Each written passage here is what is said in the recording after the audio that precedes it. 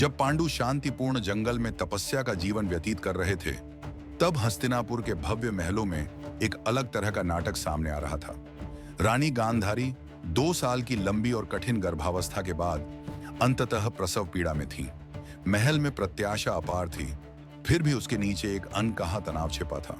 जब उनका पहला बेटा आखिरकार आया, तो वह खुशी की पुकार के साथ नहीं, बल्कि परेशान करने वाले शकुनों के साथ आया, जिसने सभी गवाहों की रीढ़ में सिहरन पैदा कर दी।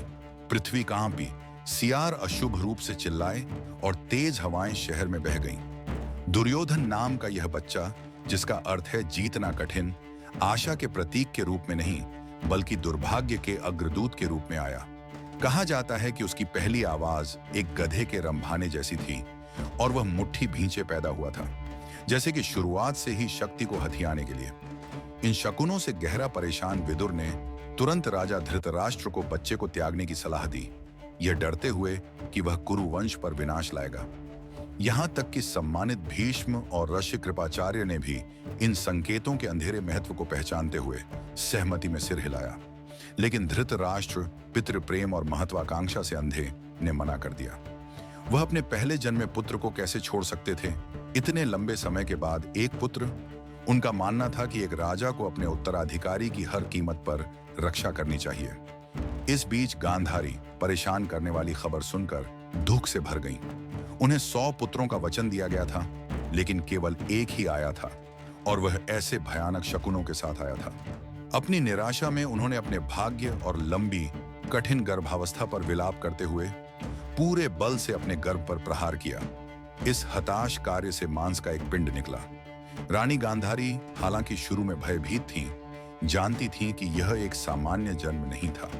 सम्मानित ऋषि व्यास की सलाह पर, जिन्होंने उन्हें 100 पुत्रों का वरदान दिया था, इस पिंड को सावधानी पूर्वक 101 टुकड़ों में विभाजित किया गया। प्रत्येक टुकड़े को फिर घी और विशेष जड़ी बूटियों से भरे एक जार में रखा गया, जिसे 1 साल तक पोषित किया गया। यह एक चमत्कारी कार्य था, दिव्य हस्तक्षेप और गांधारी के अविश्वसनीय संकल्प का एक प्रमाण। 1 साल बाद चमत्कार फलीभूत हुआ। इन जारों से 99 पुत्र और एक पुत्री दुःशला निकली, अन्य कौरव। जबकि दुर्योधन का जन्म अंधकार में डूबा हुआ था, उसके कई भाई बहनों का बाद का उद्भव आश्चर्य का एक तमाशा था, एक दिव्य वादे की पूर्ति, हालांकि एक जो दुखद परिणामों को जन्म देगा। हस्तिनापुर अब राजकुमारों की भीड़ से भरा था, एक शक्तिशाली सेना जो अपने चचेरे भाइयों पांडवों के खिलाफ खड़े होने के लिए नियत थी।